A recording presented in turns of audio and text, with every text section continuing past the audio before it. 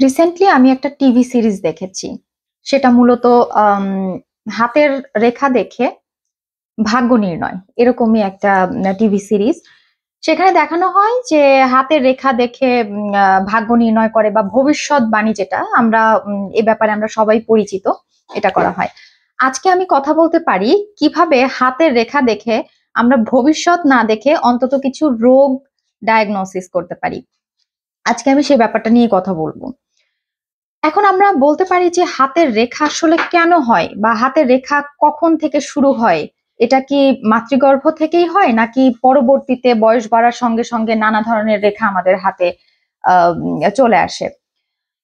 যদি বলি তাহলে আমি এটা বলবো যে আমরা একদম মাতৃগর্ভ থাকাকালীন একটা শিশু যখন তার 12 সপ্তাহ হয়, তার মধ্যে অলমোস্ট তার হাতের রেখাগুলো ডেভেলপ করে যায়। এখন তাহলে কেন এই হাতের রেখাটা ডেভেলপ করে বা কেন হাতের রেখা আসলে আসে?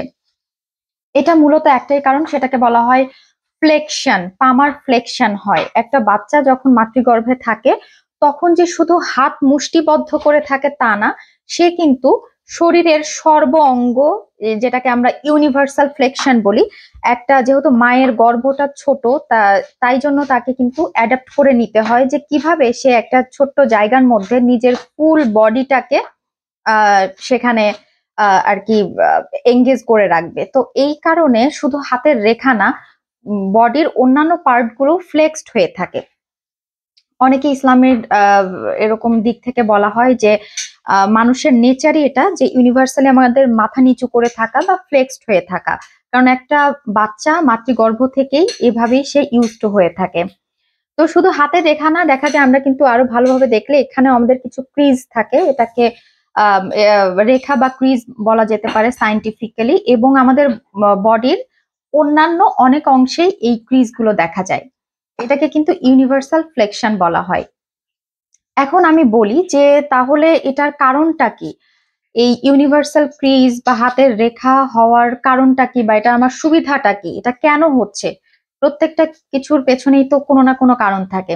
এটা একটা কারণ বা অন্যতম কারণ হচ্ছে আমরা যাতে আমাদের বডির অন্যান্য পার্টের মধ্যে সব থেকে বেশি অ্যাক্টিভ হচ্ছে আমাদের হাত। তো হাতটা যাতে খুব ভালোভাবে আমরা কাজ করতে পারি, আমরা আপনি খেয়াল করে দেখবেন আমরা যখন ক্রিজ করি তখন কিন্তু আমাদের বা মুষ্টি করি, মুষ্টি করলে আমাদের এই ফ্লেক্স ফ্লেক্স হয়। যখন আমরা ফ্লেক্স করি তখন কিন্তু এই রেখাগুলো আসে। সো বা এই রেখাগুলো হেল্প করে কাজ করতে। সো এটা একটা মুষ্টিবদ্ধ করতে হেল্প করে বা অন্যান্য গ্রিপিং এ হেল্প করে। আমি কিছু ধরলাম, ধরাতে বা স্কুইজ করা, কোনো কিছু স্কুইজ করতে হেল্প করে। সো এই বা কলম ধরা, আমরা যত ধরনের কাজ করি সব ক্ষেত্রে কিন্তু আমাদের হাতকে স্কুইজ করতে হয়। সো এ কারণে আমাদের এই ফাংশনাল বা এই সব ইউজের জন্য আমরা বলা যেতে পারে যে হাতের রেখা থাকাটা খুবই জরুরি। এখন কিছু কিছু রোগ আছে, সেক্ষেত্রে দেখা যায় হাতের রেখা হয়তো থাকে কিংবা থাকে না।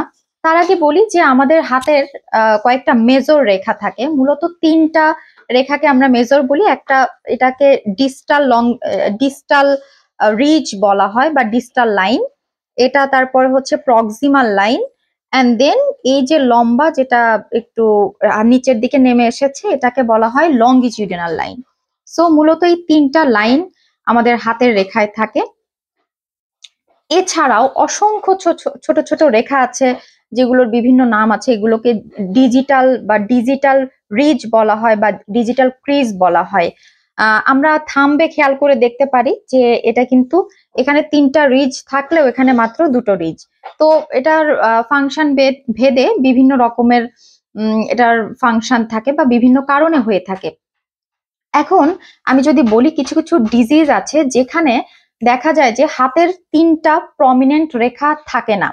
আমরা কিছু ফিজিক্যাল এক্সামিনেশন করে দুইটা ডিজিজের আমরা দেখতে পাই যে সিঙ্গেল পামার ক্রিজ, মানে আমরা তিনটা যে মেজর রেখা আমাদের থাকে বা ক্রিজ থাকে, তিনটা মেজর ক্রিজ, সেটা থাকে না, থাকে সিঙ্গেল।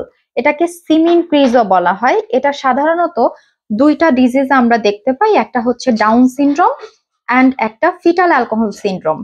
ডাউন সিনড্রোম এবং ফিটাল অ্যালকোহল সিনড্রোম যদি আমি একটু বিস্তারিত বলি তাহলে দেখা যায় ডাউন সিনড্রোম একটা ক্রোমোজোমাল ডিসঅর্ডার। এখানে ক্রোমোজোমাল, আমরা তো জানি যে ক্রোমোজোমে বিভিন্ন জিন থাকে, জিনের কারণেই কিন্তু একটা মানুষের অঙ্গ প্রত্যঙ্গ, চুলের কালার, চোখের রং, এবং শারীরিক যত ইন্টারনাল এবং এক্সটার্নাল আমাদের যে অর্গানগুলো আছে সেগুলো ঠিকভাবে কাজ করার জন্য সেই ক্রোমোজোম বা জিন দায়ী। সেক্ষেত্রে দেখা যায় যে 13 ক্রোমোজোমের অ্যাবনর্মালিটির কারণে এই ডাউন সিনড্রোমটা হয়ে থাকে। ডাউন সিনড্রোমের অনেকগুলো ফিচার থাকে, তার মধ্যে একটা গুরুত্বপূর্ণ ফিচার বা হাত এক্সামিন করে দেখতে পারি আমরা সিঙ্গেল পামার ক্রিজ। এবং অ্যাট দ্য সেম টাইম আমি যেটা বললাম যে ফিটাল অ্যালকোহল সিনড্রোম, যেই মায়েরা বাচ্চা বা গর্ভকালীন সময়ে বাচ্চা পেটে থাকা অবস্থায় তারা যদি এক্সেসিভ অ্যালকোহল কনজিউম করে বা অ্যালকোহল কনজিউম করার কারণে যেই সিনড্রোমটা হয়, বাচ্চার যেই রোগ বা সিনড্রোম আমরা যেটাকে বলি সেটাকে বলা হয় fetal alcohol syndrome. Fetal alcohol সিনড্রোমেও সেই ডাউন সিনড্রোমের মতো সিঙ্গেল পামার ক্রিজ থাকে। তো এতে করে আমরা এই পামার ক্রিজ দেখে দুইটা রোগ আমরা ডায়াগনোসিস করতে পারি। বাচ্চাদের ক্ষেত্রে, বড়দের ক্ষেত্রে কিছু কিছু ডিজিজ আছে যে পরবর্তীকালে আমাদের খাদ্যাভ্যাস বা আমাদের ফ্যামিলিয়াল কিছু কারণে আমাদের দেখা যায় যে কিছু রোগ হতে পারে। তার মধ্যে তেমনই একটা রোগ যেটা বড় হলে বা বয়স্কদের এফেক্ট করতে পারে, সেটা হচ্ছে প্রাইমারি হাইপার কোলেস্টেরোলিমিয়া। এটা কিন্তু একটা জেনেটিক ডিসঅর্ডার, বা হচ্ছে বাবা মা বা ফার্স্ট ডিগ্রি রিলেটিভদের ক্ষেত্রে সেটা প্রমিনেন্ট হতে পারে। এখানে যেটা হয় যে হাতের পামার ক্রিজে কোলেস্টেরল জমে যায়। দ্যাট মিনস হচ্ছে হলুদ হলুদ যে ছোট ছোট ফ্যাট, সেগুলো দেখা যায় জমা হয় এবং সেটা হলুদ, সেটা দেখতে পারি। এবং এটা আরেকটা ফিচার হচ্ছে জ্যান্থালাজমা, যে চোখের আশেপাশেও কিন্তু এই হলুদ ড্রপলেটস গুলো থাকতে পারে এবং তার আমাদের যে অ্যাঙ্কেল থাকে সেই অ্যাঙ্কেলে এই লিপিড ড্রপলেটস গুলো জমা হতে পারে। সো দেখা যায় ফ্যামিলিয়াল হাইপার কোলেস্টেরোলেমিয়াতেও এই পামার ক্রিজে কিন্তু এটা জমতে পারে এবং এটা দেখে আমরা ডায়াগনোসিস করতে পারি। আরেকটা কন্ডিশন আছে যেখানে আমি পামের থেকে আমাদের যেই ডরসাল অ্যাসপেক্ট মানে হাতের এই সাইডটা সেখানে বেশি ফোকাস করি আমরা, যেটাতে এখানকার যে ক্রিজ বা আমাদের যে স্কিনের টেক্সচারটা যেটা সেটা কিন্তু নর্মাল থাকে না। সেই একটা কন্ডিশন, সেটাকে বলা হয় সিস্টেমিক স্ক্লেরোসিস।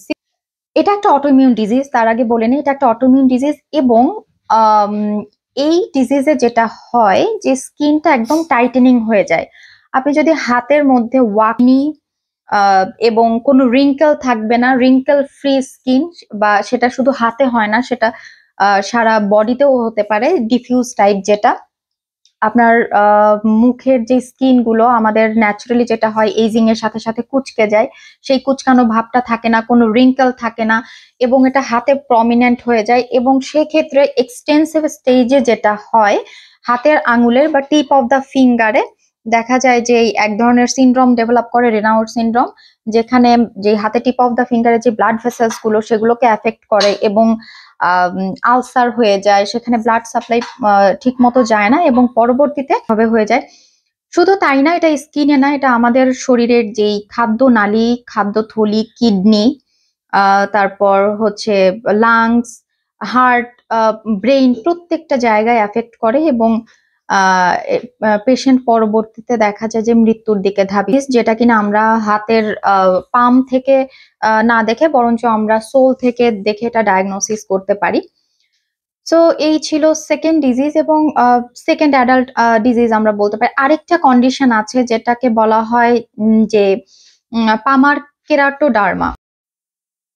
লাস্টলি যেই ডিজিজের কথা বলতে পারি সেটা হচ্ছে পামার কেরাটোডার্মা ডিজিজ। এটাও অ্যাকচুয়ালি একটা autosomal disease, autosomal recessive type of disease, যেখানে আমাদের যে হাতের পাম অ্যান্ড পায়ের সোল সেখানে দেখা যায় যে স্কিনের একটা থিক লেয়ার হয় এবং এটা খুব বাজেভাবে দেখা যায় থিকেনিং হয় এবং আমাদের যেই ফার্স্ট লেয়ার স্কিনের বা পাম সোলের সেখানে থিকেনিং হয়ে এই ডিজিজটা এবং একটা ভয়ঙ্কর আকার ধারণ করে।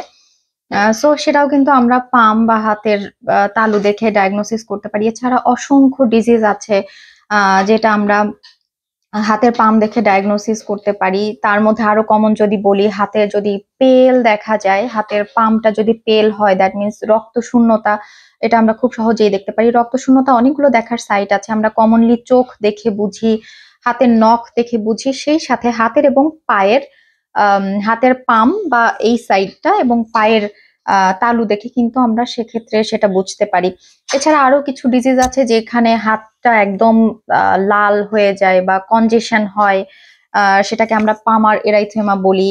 আমি চেষ্টা করছি একদম কম মেডিকেল টার্ম গুলো বলতে, একদম সহজভাবে খুব সহজে সবাই যেন বুঝতে পারে আমি বলার চেষ্টা করলাম।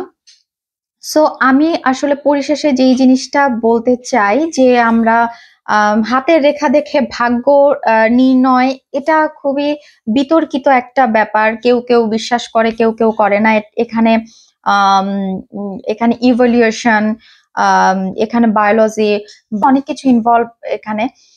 সো সেই ব্যাপারে আমি কথা না বলে আজকে আমি বললাম যে আমরা আসলে পাম দেখে বা হাতের তালু দেখে কি কি রোগ আমরা নির্ণয় করতে পারি বা আমরা সহজেই বুঝতে পারি। এটা কিন্তু খুব ভালো একটা আমাদের ক্লু দেয়। So thank you so much দেখার জন্য।